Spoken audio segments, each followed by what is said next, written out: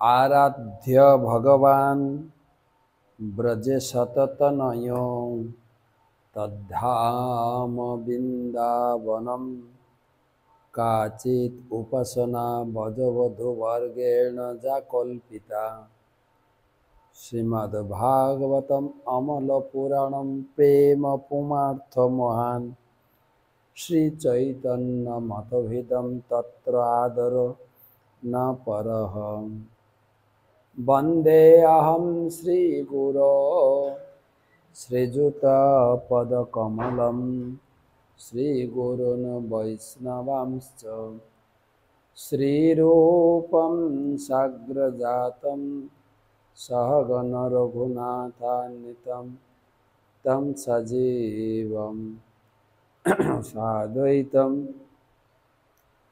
सावधूतं परिजनसहितं कृष्णचैतन्यदेवं श्रीराधा कृष्णपादान् सहगण ललिता श्रीविशाखान्वितांश्च आजनुलम्बितभुजौ कनकावदातौ सङ्कीर्तनैकपितरौ कमलायताक्षौ विश्वम्भरो द्विजवरौ जुगधर्मपालौ वन्दे जगत्प्रियकरौ करुणावतारौ ॐ माधव माधव वाचि माधव माधव हृदि स्मरन्ति साधव सर्वे सर्वकार्येषु माधवम् तप्तकाञ्चन गौराङ्गी राधे वृन्दावनेश्वरी वृषभानुसुते देवी प्रणमामि हरिप्रिये जय श्री कृष्ण चैतन्य प्रभु नित्यानंद श्री अद्वैत गदाधर श्रीवासदि श्री गौरभक्तवृंद हरे कृष्णा कृष्णा कृष्णा हरे हरे हरे राम राम राम हरे हरे।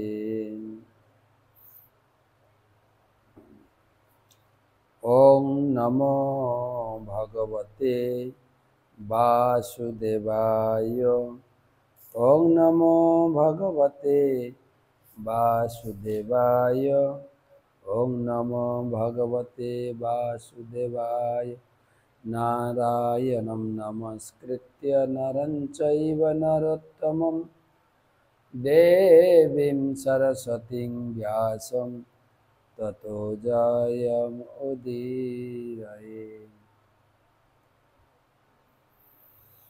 আমরা সেই কালীয় দমন লীলা প্রসঙ্গে কিছু কথা বাকি থেকে গেছে। ভগবান কৃষ্ণ কালীয়কে রমণীক দ্বীপে ফিরে যাওয়ার জন্য আদেশ দিলেন। সুখদেব গোস্বামী কাছে পরীক্ষিত মহারাজ প্রশ্ন করেছিলেন, কালীয় কেন রমণ দ্বীপ পরিত্যাগ করেছিল? সে তো ওখানে ভালোই ছিল। তার সেই ইতিহাস জানতে চাইলেন। সুখদেব গোস্বামী বলছেন যে অ্যাকচুয়ালি রমণের দ্বীপ হচ্ছে তার অরিজিনাল বাড়ি কালীয়র, এবং সে ছিল সমস্ত সাপেদের মধ্যে রাজা, এবং গরুরের আহার হচ্ছে সাপ, গরুর সাপ খায়, যা খেত সাপ তার থেকে বেশি মারত। এটা সর্পকুলের প্রতি একটা বড় অভিশাপের মতো হয়ে গেছে। তারা মিটিং করে ব্রহ্মার শরণাপন্ন হলো।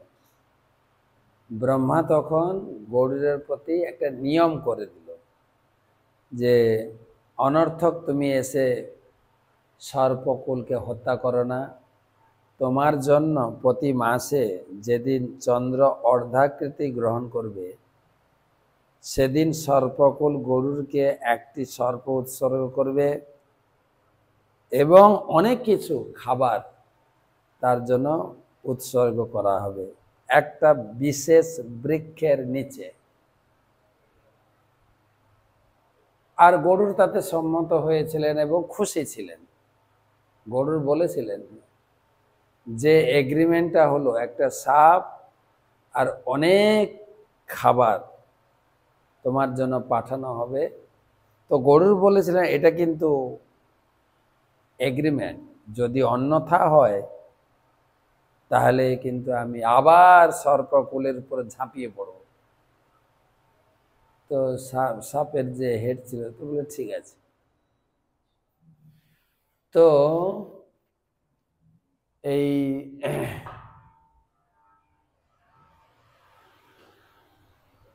কালিও কিন্তু মেনে নিল না।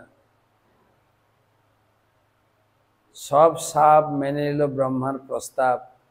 ব্রহ্মা একটা সুন্দর ব্যবস্থা করে দিলেন, কিন্তু কালিও তার বিষের গর্বে, শক্তির গর্বে মরতে হবে।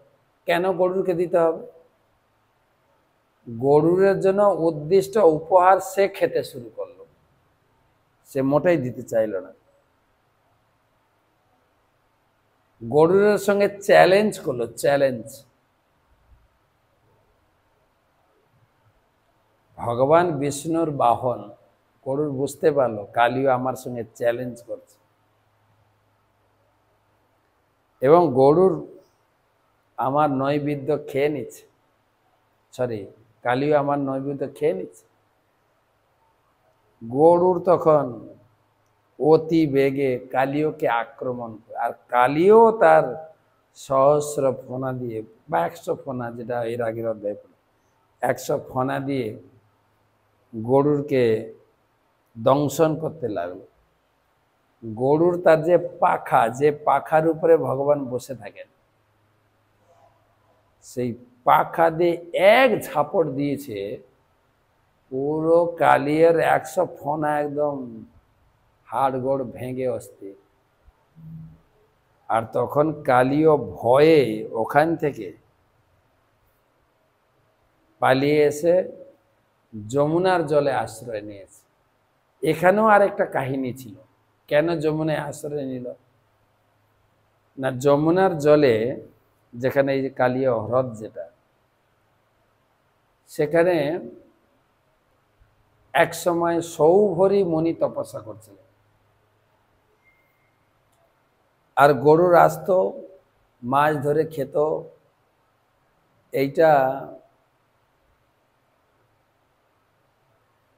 এটা সৌভরী মুনি মেনে নেননি।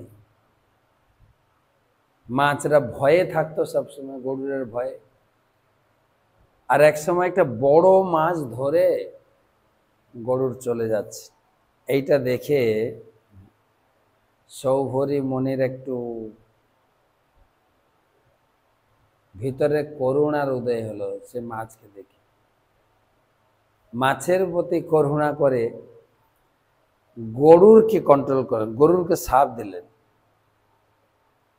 গরুর কিন্তু কৃষ্ণের বাহন, কারোর অধীনে সে না, কারোর অভিশাপে, কারো অর্ডার, কারো আদেশেও চলে না।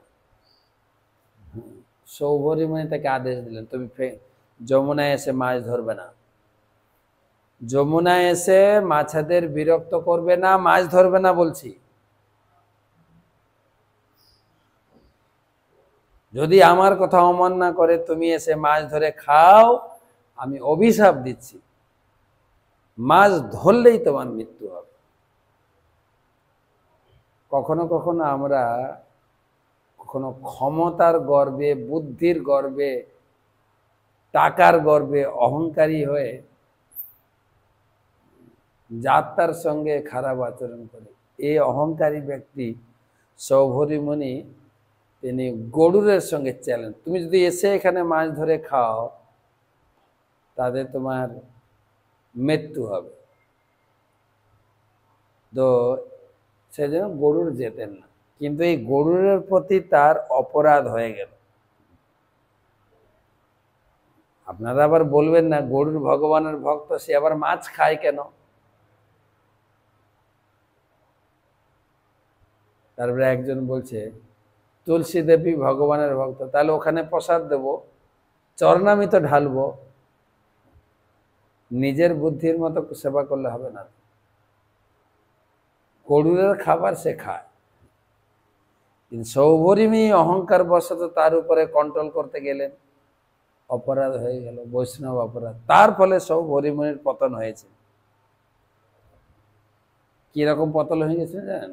যখন জলের এই জগতে বসে ধ্যান করেনি, মন যাতে বিচলিত না হয়, তখন জলের নিচে বসে তপস্যা করছে।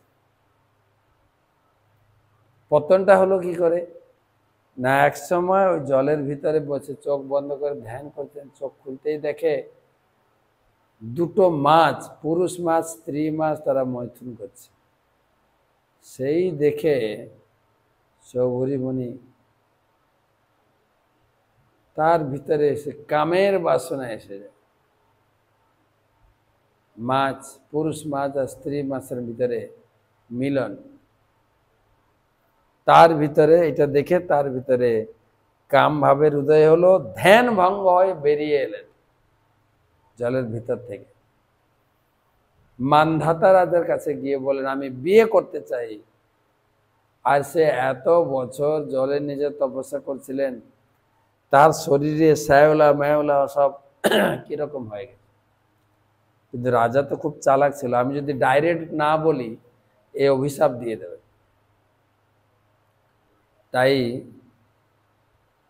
তিনি বললেন ঋষিবর, আপনি আমার মেয়েকে বিয়ে করতে চাইছেন, ভালো কথা, আপনি মেয়েদের অন্দরমহলে যান, যে আপনাকে পছন্দ করবে আপনি তাকে বিয়ে করুন, আমার কোনো আপত্তি নেই। কেন সে মান্ধাতা রাজা উপলব্ধি করছিলেন যে এই বুড়ো লোক জলের ভিতর থেকে বেরিয়েছেন, সে আমার কন্যাকে বিবাহ করতে চাইছে, কিন্তু না বললে তো অভিশাপ দেবে। তারপরে সেজন্য অন্দরমহলে যাক, মেয়েরা হয়তো কিছু বলতে পারে, মেয়েরা হয়তো পছন্দ না করে এর গলায় মালা দেবে না, তখন আমিও বেঁচে গেলাম, মেয়েরাও বেঁচে গেল।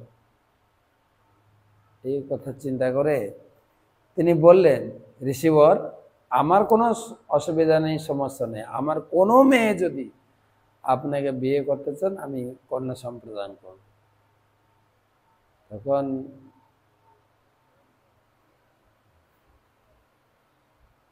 সেই সৌভরিমণি তিনি অনুভব করলেন যে রাজা আমাকে বিয়েটা এড়াতে চাইছে।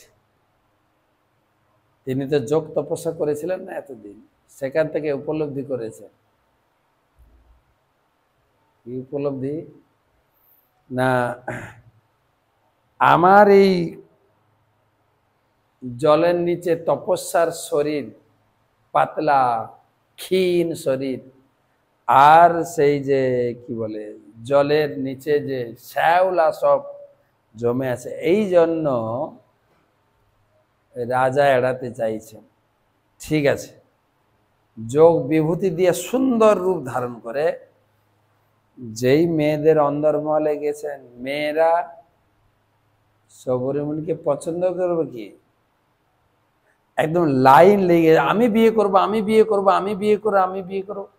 50 জন মেয়ে ছিল, সবাই এগিয়ে এসছেন আমি বিয়ে করব। তাই তিনি 50টি রাজকন্যাকে বিয়ে করেছিলেন। এইটা হয়ে গেল তার পতন, গরুরের চরণে অপরাধ করার ফলে। অপরাধ, বৈষ্ণব অপরাধে ভক্তি বাধা পড়বে, জাগতিক বৈভব লাভ। কত লোক আমাদের মন্দিরের আশেপাশে বিল্ডিং, ফ্ল্যাট, বাসা বানাচ্ছে। তো যাই হোক, ভগবানের কাছে কৃতজ্ঞতা ব্যক্ত করি। তো সৌভরিমণির এই জীবনী থেকে একটা কথা আমাদের শিখতে হবে, যেন বৈষ্ণব অপরাধ না করি, তাহলে কিন্তু পতন হয়ে যাবে। তো সেই জন্য গরুর সেই যমুনার জলে যেত না, ছিল ভক্তিচারু স্বামী গুরু মহারাজ তিনি বলতেন যে শুদ্ধ নাম অপরাধ মুক্ত নামে কৃষ্ণ প্রেম বা কৃষ্ণ ধামে গতি হবে, অপরাধ যুক্ত নামে বাড়ি ঘর সম্পদ বাড়বে। তো সেজন্য আমরা যেন জাগতিক সুখের জন্য অপরাধ না করে বসি। প্রতিদিন আমাদের এই ভাগবত রসমাদ্রি ক্লাস হচ্ছে প্রতিদিন। সেখানে বলা হচ্ছে যে বৈরাগ্য জীবন, বৈরাগ্য, কিন্তু ভক্তি, অপরাধমূলক ভক্তি, অপরাধমূলক নাম করার ফলে ধীরে ধীরে জাগতিক সম্পদ বৈভব বাড়বে। তো যাই হোক, গরুড় যেতেন না কালিয়ার হ্রদে, যেহেতু অভিশপ্ত ছিলেন যে এখানে এলেই তোমার মৃত্যু হবে, তাই কালিও সেই যমুনার জলে বা যমুনার হ্রদে আশ্রয় নিয়েছিল। জানতো এখানে গরুড় আসবে না, আমার কোনো ভয় নেই, গরুড়ের সঙ্গে তার শত্রুতা। তো যাই হোক, দুটো কারণে রমণক দ্বীপ ত্যাগ করে তিনি যমুনাতে এসেছিলেন, দুটো কারণ বর্ণনা করা হলো। এবং আরো বলা হয় এত খল দুষ্ট ব্যক্তি, মুখ দিয়ে শুধু বিষ বেরোয়, তো তাকে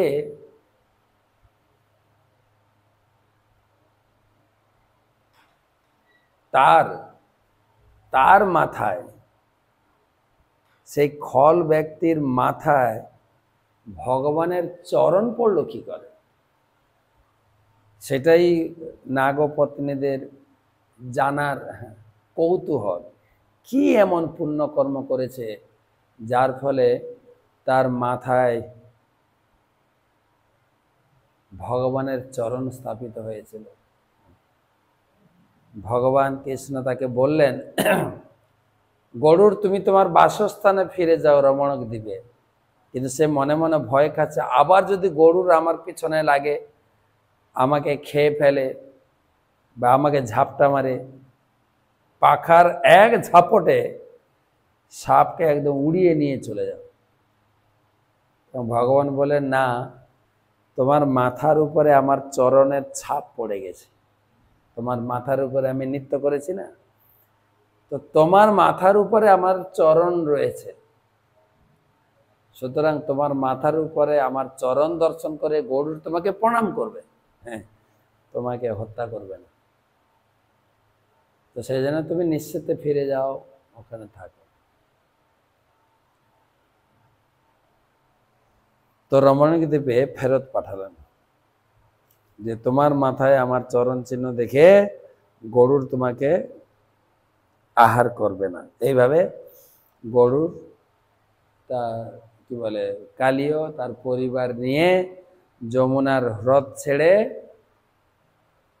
রমণক দ্বীপে ফিরে গেল, সেখানে বাস করলো। তো তার মাথায় কিভাবে ভগবানের চরণ এলো সেই কাহিনী, কালকে তো রবিবার, পরশুদিন কালকে তো টক শো শুনবেন। এটা একটা ভিন্ন ধর্মী আলোচনা। আপনাদের টক শো শুনে যদি কোনো প্রশ্ন জাগে, যে প্রশ্নগুলো আলোচনা হচ্ছে না, যেরকম আজকে একজন প্রশ্ন লিখেছেন, মহারাজ টক শোতে এই বিয়ে বাড়ি আপনার যে কথোপকথন আলোচনা আমি শুনলাম, ভালো লাগলো। তো কিছু কিছু জিনিস যে বিয়ের কয়েকদিন আগে থেকে আই বুড়ো ভাত খাওয়ানো শুরু হয়, প্রতি বাড়ি বাড়ি ঘুরে, আত্মীয় স্বজনের বাড়িতে ঘুরে ছেলেরা মেয়েরা আই বুড়ো মানে বিয়ের আগে পর্যন্ত আই বুড়ো ভাত খায়। এটা কি কোনো সংস্কার যুক্ত? সেই সম্বন্ধে আমি জানতে চাই। তো টক শোতে শুনবেন, আপনার যা যা প্রশ্ন আছে পাঠিয়ে দেবেন, আমরা টক শোর শুরুতে আলোচনা করব। কেননা কিছু জিনিস আছে আপনাদের প্রশ্ন আসবে না, কেন আপনারা বিষয়গুলো জানেন না, তো প্রশ্ন আসবে। সেই জন্য আমরা প্রশ্ন যেগুলো পাচ্ছে আর প্রশ্ন করার সুযোগ আপনাদের দেওয়া হচ্ছে না, কেননা বিষয়গুলো অনেকে জানেন না, তো প্রশ্ন করবে কি? তবে আলোচনা করলে মনের ভিতরে প্রশ্ন জাগবে, তখন জিজ্ঞেস করবে। ভয়েস কল হোক, তারপরে ফিজিক্যাল হোক, যেভাবেই হোক, আপনারা প্রশ্ন পাঠাবেন, আমরা টকশোর শুরুতে আলোচনা করব। কালকে টকশো সেই বিবাহের তৃতীয় পাঠ মনে হয়, দুটো ক্লাস হয়েছে, তৃতীয় পাঠ। আরেকটা সপ্তাহ করব, কালকে বাদেও পরের রোববারটাও আমরা নেব বিবাহের সঙ্গে সম্পর্কযুক্ত গর্ভাধান সংস্কার, সেটাও আমরা করব। তো অনেকে লিখেছেন টকশো আলোচনা ভালো, কিন্তু স্পেসিফিক বলবেন যে এইটা আমি জেনে আমি উপকৃত হলাম, তাহলে আমরা রিপোর্ট দেব আমাদের অথরিটিকে যে টকশো প্রচুর পরিমাণে লোক শুনছেন। তো কালির মাথার উপরে চরণ পদ্ম, ভগবানের চরণ কিভাবে এলো সে আলোচনা কাল পরশুদিন করব। এবং আবার কালিয়ার যদি আরো কিছু কথা আলোচিত না হয়ে থাকে আলোচনা করব। ও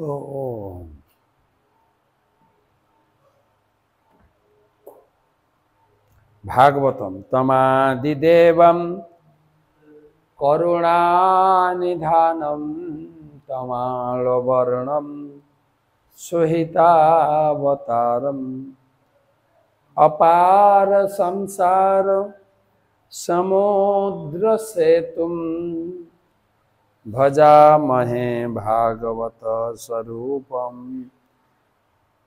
গ্রন্থরাজ শ্রীমদ্ ভাগবতম পঞ্চম স্কন্ধে বিংশতি অধ্যায়। আজকে একাদশ শ্লোক থেকে 5-6টা শ্লোক পড়ব। গুরু প্রণাম। নমো বিষ্ণুপাদায় কৃষ্ণ প্রেষ্টায় ভূতলে শ্রীমতে জয় পতাকা স্বামী নীতি নামিনে। নম আচার্য পাদায় নিতাই কৃপা প্রদায়িনে গৌর কথা ধামদায় নগর।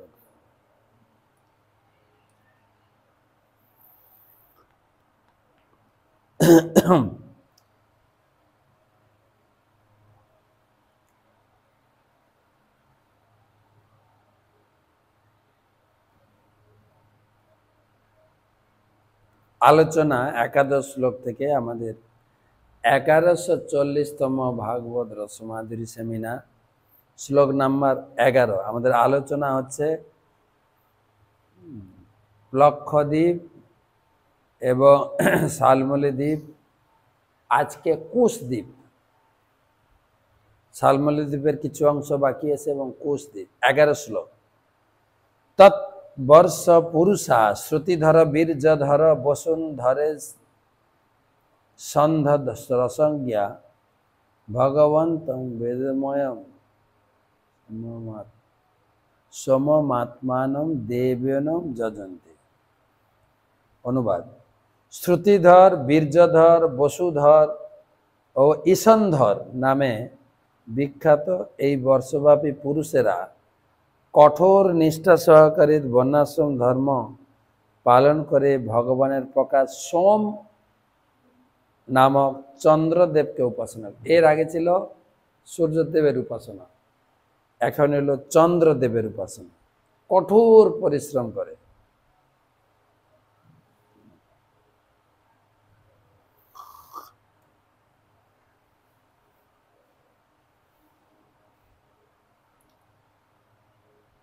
কি মন্ত্রে উপাসনা করেন? সগোভি পিতৃদেবেভ্য বিভজন কৃষ্ণ শুক্লয় প্রজানাম সর্বাসাম রাজান্ধ্য সোমন আস্তিতি আস্তিত্তি সগোভি পিতৃদেবেভ্য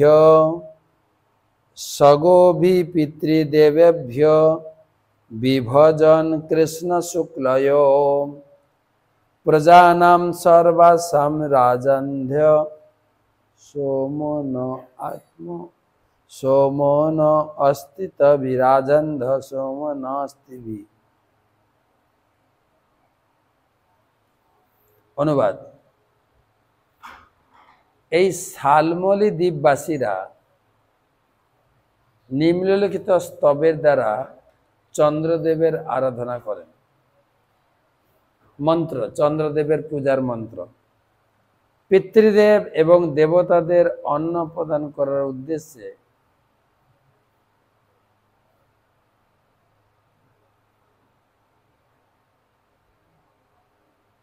চন্দ্র এবং তার কিরণের দ্বারা শুষ্ক কৃষ্ণ নামক দুটি পক্ষে মাসকে বিভক্ত করেছেন।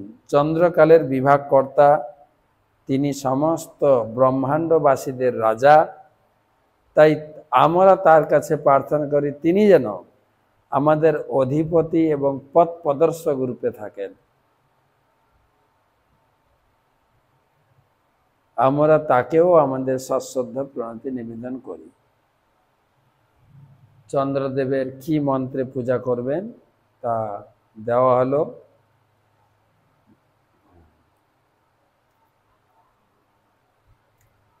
তাহলে জম্বুদ্বীপের পরে আমাদের আলোচনা হচ্ছে লক্ষদ্বীপ শুনলাম, আমরা শালমলি দ্বীপও শুনলাম কিভাবে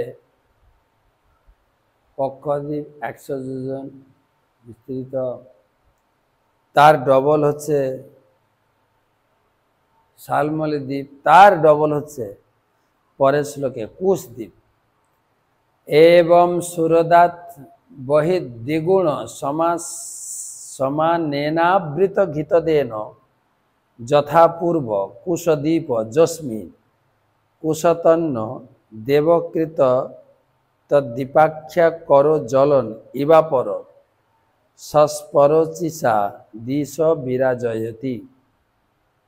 এবং সুরদাত বহিস্তদ্বিগুণ সমাসেনাবৃত ঘিতদেন যথাপূর্ব কুশদ্বীপ যস্মিন কিতস্তন্ন দেবকৃত তদ্দীপাখ্য করো জলন ইবাপর স্বল্প রচিষা দিশ বিরাজয়ত।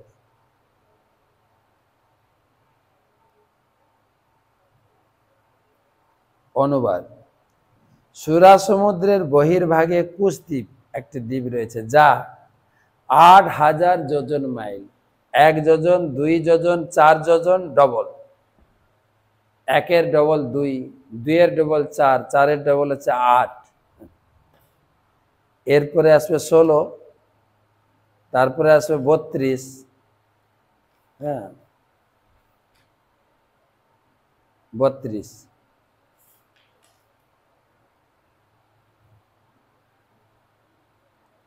যেটা ক্রৌঞ্চ দ্বীপ, তারপরে 64 পুষ্কর দ্বীপ। তো কুশদ্বীপ এবং সুরদাত বহির্দ্বিগুণ সমানেনাবৃত ঘৃতদেন যথাপূর্ব কুশদ্বীপ যস্মিন কুশতন্ন দেবকৃত তদ্দীপাখ্যাকর জলন ইবাপর সস্বল্প রচিষা দিশ বিরাজয়তি।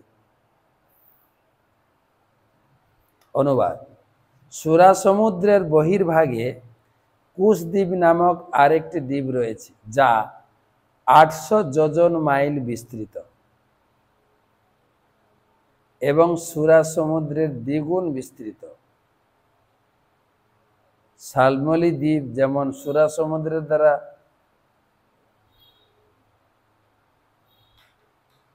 পরিবেষ্টিত, কুশদ্বীপ তেমন ঘৃত সমুদ্রের দ্বারা।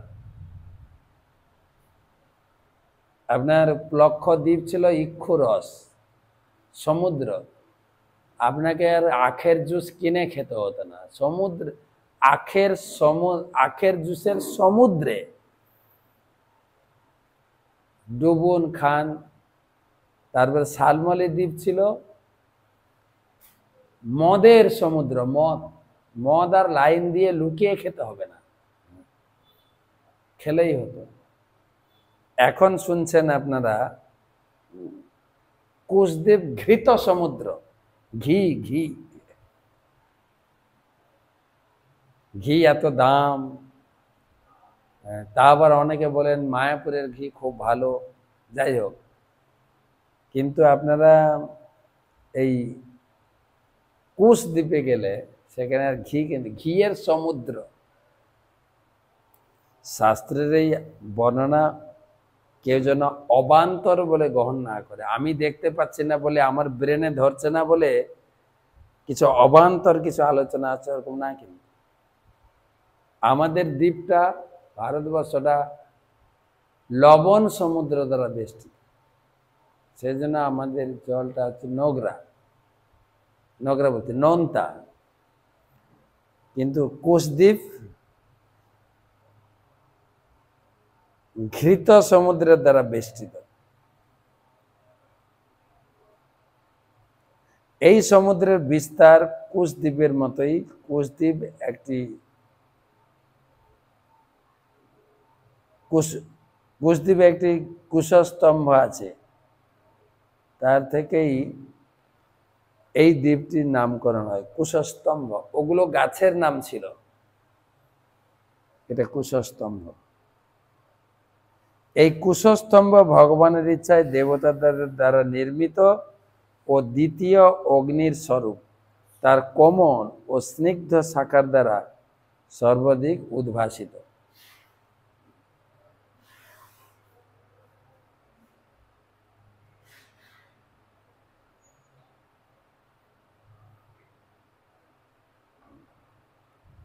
তো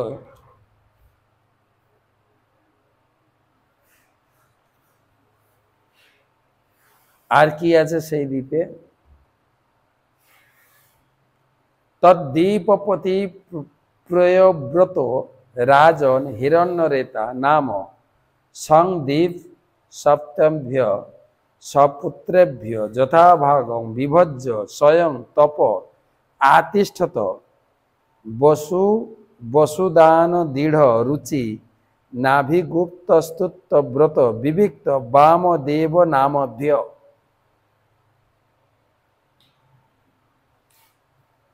তদ্দীপপতি প্রয়ব্রত রাজন হিরণ্যরেতা নাম সম দীপ সপ্তভ্য সপুত্রেভ্য যথাভাগ বিভজ্য সম স্বয়ং তপ আতিষ্ঠত বসুদান দৃঢ় রুচিনাভিগুপ্ত স্তুত্য ব্রত বিবিক্ত বামদেব নামভ্য। অনুবাদ: হে রাজন, মহারাজ প্রিয়ব্রতের আরেক পুত্র হিরণ্যরেতা এই দ্বীপের অধিপতি। এই দ্বীপটি 7টি বর্ষে ভাগ করে তার 7 পুত্রদের উত্তরাধিকার সূত্রে প্রদান করা হয়। তারপর স্বয়ং তপস্যায় প্রবৃত্ত হন। 7 পুত্রকে 7 দ্বীপ দিয়ে তিনি সংসার ত্যাগ করে জঙ্গলে গিয়ে ধ্যান করলেন। হিরণ্যরেতার 7টি পুত্রের নাম বসু, বসুদান, দৃঢ়রুচি, নাভিগুপ্ত, সত্যব্রত, বিবিক্ত এবং বামদেব।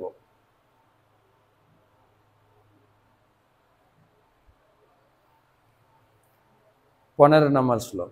তেষাং বর্ষেষু সীমা গরীয় নদ্যশ্চ অভিজ্ঞাতা সপ্ত সপ্তৈব চক্র চতুসিংহ কপিল চিত্রকূট দেবানিক ঊর্ধ্বরোমা দ্রবীণ ইতি রসকুল্যা মধুকুল্যা মিত্রবিন্দা শ্রুতবিন্দা দেবগর্ভা ঘৃতচ্যুতা মন্ত্র। তেষাং বর্ষেষু সীমা গিরয় নদ্যশ্চাভিজ্ঞাত্য সপ্ত সপ্তৈব চক্রশ্চতু শৃঙ্গ কপিল চিত্রকূট দেবানিক ঊর্ধ্বরোমা দ্রবীণ ইতি রসকুল্যা মধুকুল্যা মিত্রবিন্দা শ্রুতবিন্দা দেবগর্ভা ঘৃতচ্যুতা মন্ত্র মালেতি। সেই 7টি বর্ষে চক্র, চতুসিংহ, কপিল, চিত্রকূট, দেবানিক, ঊর্ধ্বরোমা এবং দ্রবীণ নামক 7টি সীমা নির্ধারক পর্বত রয়েছে। সেখানে রমকল্যা, মধুকল্যা, মিত্রবিন্দা, শ্রুতবিন্দা, দেবগর্ভা, ঘৃতচ্যুতা, মন্ত্রমালা নামক 7টি নদী রয়েছে। 7টি বর্ষের নাম, 7টি নদীর নাম এবং 7টি পর্বতের নাম। 16 নম্বর শ্লোক, যাসাং পয়োভি কুশ দীপৌকশ কুশলোক বিদ্যাভিযুক্ত কুলক সংজ্ঞা ভগবন্তম জাত বেদ স্বরূপিণম কর্ম কৌশলেন যজন্তে। কুশল, কবিত, অভিযুক্ত, কুলক নামে বিখ্যাত কুশদ্বীপবাসীরা সেই সমস্ত নদীর জলে স্নান করে পবিত্র হতেন। 7টি নদীর নাম রমকল্যা, মধুকল্যা, মিত্রবিন্দা, শ্রুতবিন্দা, দেবগর্ভা, ঘৃতচ্যুতা, মন্ত্রমালা। তো সেই সব নদীতে স্নান করে পবিত্র হতেন। বৈদিক শাস্ত্রের নির্দেশ অনুসারে কর্ম অনুষ্ঠান করতে অত্যন্ত পারদর্শী। তারা এইভাবে অগ্নিদেব রূপে ভগবানের উপাসনা করে। প্রথমটা ছিল সূর্যদেব, তারপরে চন্দ্রদেব, এখন অগ্নিদেব। অগ্নিদেব উপাস্য দেবতা এই কুশদ্বীপে। লক্ষদ্বীপে ছিল সূর্যদেব, শালমলী দ্বীপে ছিল চন্দ্রদেব, আর এখন হচ্ছে কুশদ্বীপে অগ্নিদেবের উপাসনা। কি নামে, কি মন্ত্রে পূজা করতেন? পরস্য ব্রহ্মণ সাক্ষাৎ জাত বেদসি হব্যবাট দেবানাম পুরুষং জ্ঞানম যজ্ঞেন পুরুষম যজেতি।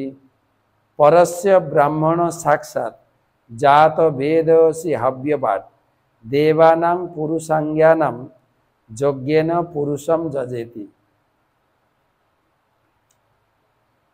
কুশদ্বীপবাসীরা এই মন্ত্রের দ্বারা অগ্নিদেবের উপাসনা করতেন। কি মন্ত্র? হে অগ্নিদেব, আপনি পরম পুরুষ ভগবান শ্রীহরির অঙ্গ। আপনি যজ্ঞের সমস্ত হবি তার কাছে বহন করে নিয়ে যান। তাই আমরা আপনার কাছে প্রার্থনা করি, এই যজ্ঞের সমস্ত আহুতি যা আমাদের দেবতাদের মাধ্যমে যজ্ঞের পরম ভক্ত ভগবানকে নিবেদন করি, দয়া করে আপনি ভগবানের কাছে বহন করে নিয়ে যান। সবাই জানে ভগবান হচ্ছেন উপাস্য দেবতা, কিন্তু আমরা শাস্ত্র পড়ি না বলে সেই দেবদেবীকে ভগবান বলে আমরা এখানে আটকে যাই। এখানে কুশদ্বীপবাসীরাও বলছেন আমরা অগ্নিদেবের পূজা করছি। কেন না? অগ্নি হচ্ছেন ভগবানের প্রতিনিধি। অগ্নিদেব আমাদের এই নৈবেদ্য ভগবানের কাছে পৌঁছে দেবে। তো ঠিক আছে, আজকে এই পর্যন্ত রাখি। তো কালকে টক শোতে দেখা হবে, বিবাহের বাকি অংশ। আর আপনার যদি কোনো প্রশ্ন থাকে পাঠাবেন। বিবাহ সংক্রান্ত পরশুদিন আবার ভাগবত রসমাধির। শুভরাত্রি।